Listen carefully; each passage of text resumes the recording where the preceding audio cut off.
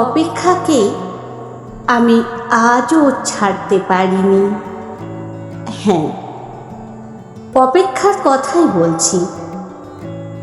ভালোবাসার রক্তিম ধারালো স্নিগ্ধ ছোঁয়ায় এ জগৎ থেকে এক এক করে ছেড়ে গেছে সব লোভ, হিংসা, ক্রোধ, অহংকার, স্বার্থপরতা, সব কিছু। কিন্তু অপেক্ষা আমাকে আজও ছেড়ে যেতে পারেনি। আমি ভালোবাসার জন্য সব কিছু ছেড়েছি, শুধু অপেক্ষা ছাড়া।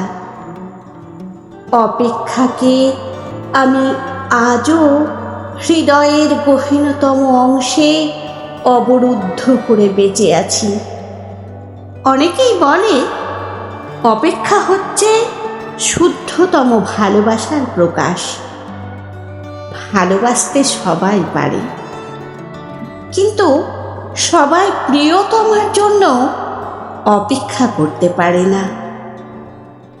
আসলেই কি তাই? জানি না তো, হবে হয়তো। তবে অপেক্ষার কাছে আমি অনেকটা ঋণী।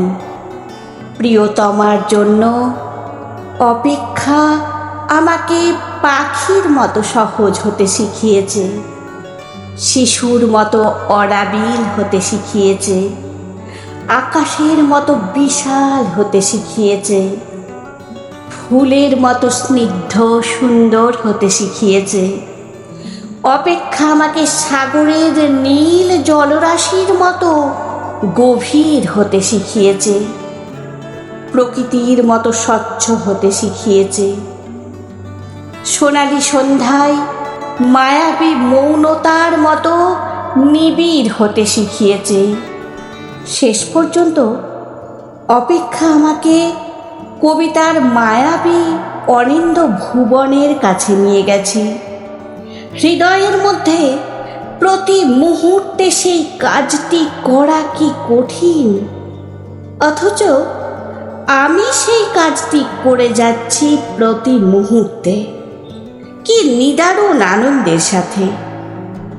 আহ অপেক্ষা, তুমি কত বেদনাদ্র সুন্দর।